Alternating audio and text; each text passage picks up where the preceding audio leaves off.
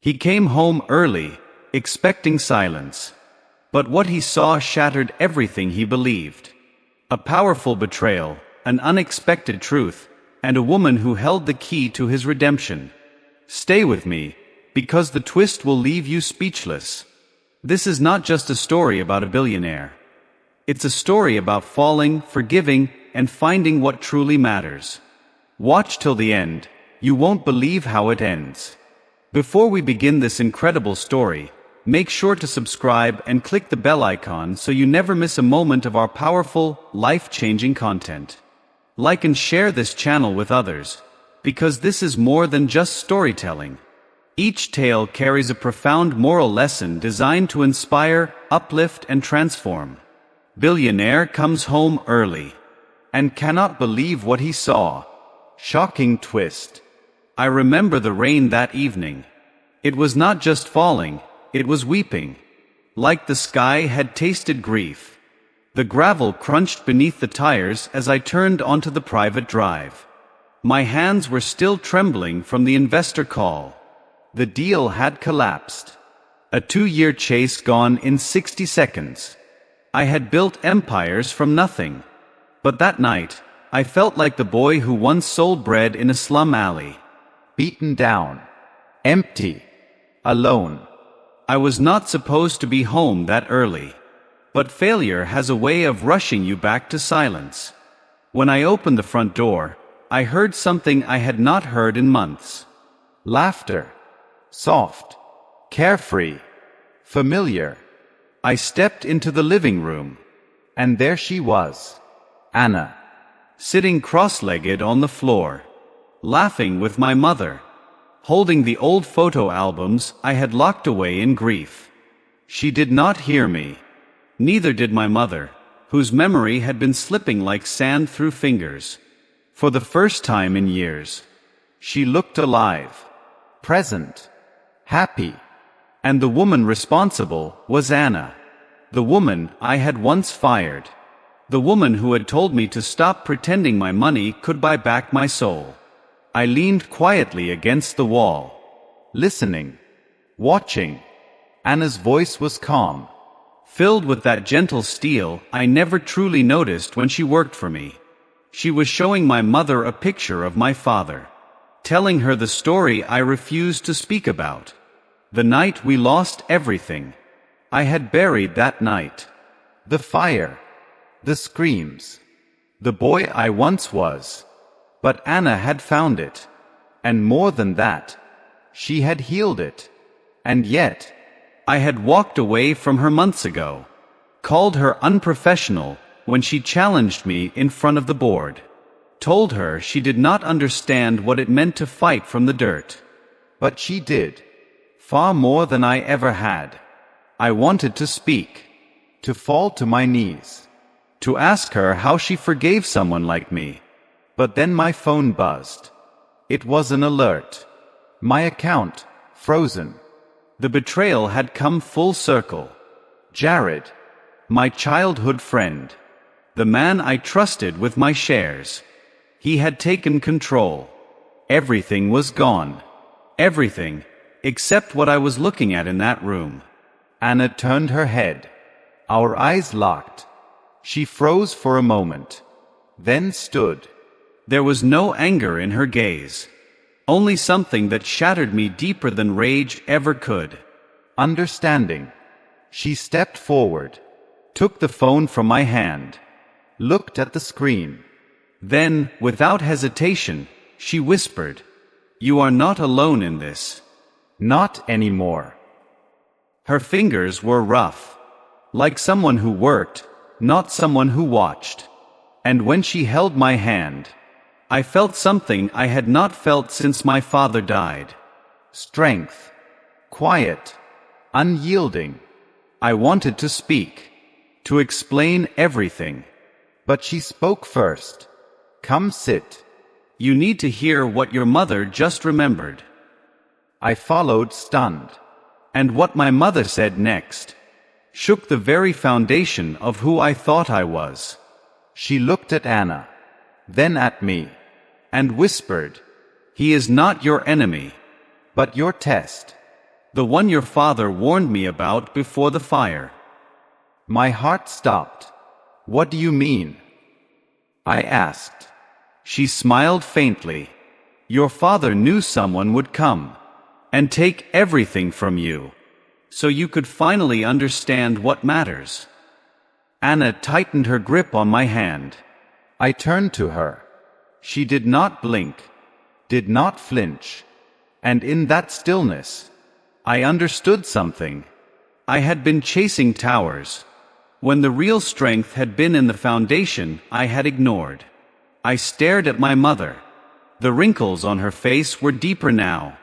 But her voice, it held the clarity of someone remembering through the fog. Her hand trembled as she reached for the photo on the table. It was a picture of my father, standing in front of the burned-down bakery, his arm around a younger me. You were always meant to fall, she said softly, so you could rise for the right reasons. I turned to Anna. There was no pity in her eyes, no judgment, only fierce, unwavering belief, the kind I had not even earned yet. I sat down beside them. The couch sank under our weight, but for once, it felt like home. My breath was uneven. My world was spinning. My fortune gone. My legacy shattered. But right here, in this room, in this moment, I had never been richer. Anna reached into her bag and pulled out a notebook. Leather-bound, worn at the edges. She handed it to me without a word. I opened it slowly. Inside were sketches, ideas, designs, not for companies, but for community. A network of small businesses, training centers for young entrepreneurs, plans I had discarded in boardrooms, because they did not promise exponential returns. These were yours once, she said, before the world taught you that winning meant taking. I ran my fingers across the pages. I remembered those nights, sleeping on office floors, dreaming with fire in my chest. Before power, before pride, before I lost myself. A sharp knock on the door broke the silence. Then another, urgent. I stood, hesitant. Anna moved beside me. When I opened it, I was not ready. It was Melissa, my company's head of legal. Breathless, soaked from the rain. She stepped in without asking. Her voice was trembling. Jared made a move too soon, she said. Signed something he should not have. There is a loophole. My pulse kicked. What kind of loophole? She held up a document, wet and crinkled. You have 24 hours to contest the transfer, but only if you act now. I felt the familiar hunger stir in my gut. The chase. The chance. But I turned to look at Anna.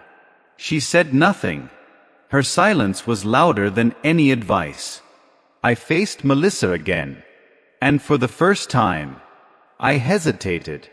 Not from fear, but from wisdom. Because the question was no longer could I get everything back, but should I?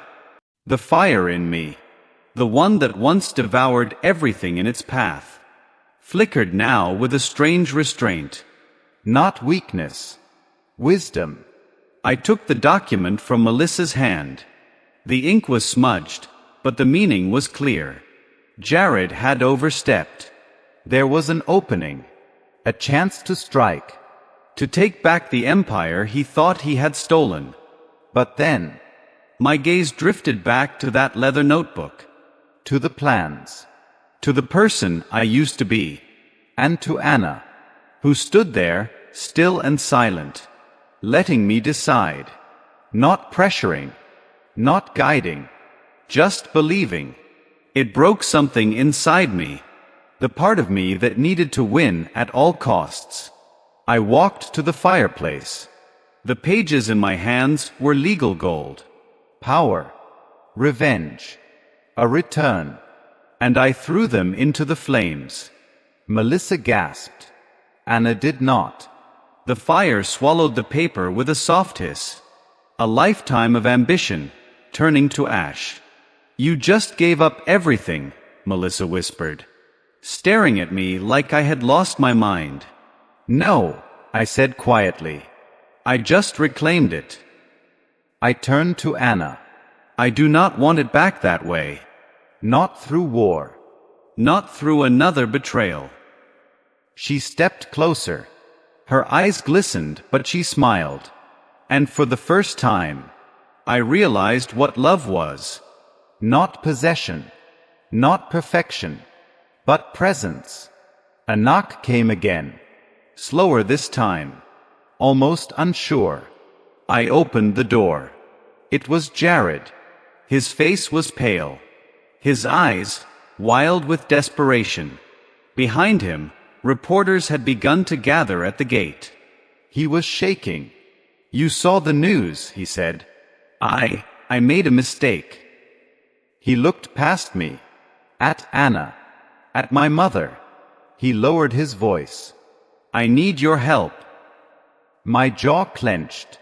Every instinct in me flared. But then I remembered my father's words. The last time he held me. One day you will face a choice. To become the man the world shaped. Or the man you were meant to be. I stepped aside. Jared stared at me, confused. Come in, I said. Anna's hand reached out. She held my arm gently. I looked back at her. And for the first time in my life, I was no longer afraid of who I was becoming. Jared entered slowly, like a ghost unsure of its welcome. His designer coat was soaked through. His posture no longer arrogant, but crumbling. He paused in the entryway, looking around the room, as if seeing it for the first time. The faded photos on the wall. My mother's frail frame on the couch. Anna, still beside me. Still silent, yet unshakable. I messed up, he said. His voice cracked. Not the voice of the man who once stood beside me on stock exchange floors, shouting triumph. This voice was different. Naked. Raw. I was scared. You had everything. The board adored you. The media worshipped you. I was just the shadow. He looked down at the floor. I thought if I took the company, I would feel whole. But all I feel now is hollow. I did not respond. Not yet. He met my eyes. I came here, not for forgiveness, but because I have nowhere else to go. The room was silent. Even the rain outside had softened, as if holding its breath. And then, my mother spoke. She had been silent all this time, watching, listening. Her voice was thin, but steady. You both started as boys, trying to prove something to the world. She turned her gaze to me. And sometimes, the most powerful thing a man can do is forgive what he has the right to punish. Jared's lips trembled. He sank to his knees. Right there, on the wooden floor of the house I had once abandoned for skyscrapers. I cannot fix what I did, he whispered. But I want to try. Not as your partner. As your brother. As the kid you used to share ramen with in that broken apartment. 1,000 memories flashed in my mind. The hunger. The sleepless nights. The promises we made under cracked ceilings. I turned to Anna. And she nodded, just once. Not giving me the answer. Just holding space for it. I stepped forward. Lifted Jared by the arm. I do not need revenge, I said. I need redemption. For both of us. His eyes filled. His shoulders collapsed into mine. Two broken men. Mending. Not with power, but with truth. Anna turned to the fireplace. Took the notebook. Opened a fresh page. I think, she said gently, It is time to start again. But this time, from the ground up. And as she began sketching, Jared and I leaned over, shoulder to shoulder like we once had, not to rebuild a company, but to restore something far greater, ourselves. The warmth from the fire lit Anna's face in a golden glow. She moved her pencil with quiet certainty, each line carrying a piece of a dream long buried beneath ambition and betrayal. Jared sat beside her, eyes fixed on the page, his fingers twitching with nervous energy, like he was afraid the moment might vanish if he blinked. I stood behind them, arms crossed, heart wide open, watching two people sketch the blueprint of something purer than profit. Anna spoke softly. This will not be about shareholders, not about quarterly targets. This will be for people. She looked up at us. For the boy who once slept on a bench with hunger in his bones. For the girl who thought she had to be silent to survive. For every soul who was told they were not enough. Jared nodded, but said nothing. I knew he was feeling the weight of his own ghosts. And I was too. Suddenly, my phone buzzed again. Another notification. Another reminder of the world I had stepped away from. I picked it up. It was from the media. Headline: Disgraced billionaire quietly returns home. Where is he now? I stared at the screen. The photo they used was old. Me in a sharp suit. Empty eyes. Surrounded by cameras but entirely alone. Anna saw it too. But she smiled. You were never that man, she said. Only a mirror of what they expected. I felt something rise in my chest. Shame. Gratitude. Grief for the years I lost chasing a reflection. I do not want cameras anymore, I said. I want gardens. Workshops. Schools. Something that breathes. Jared looked at me then.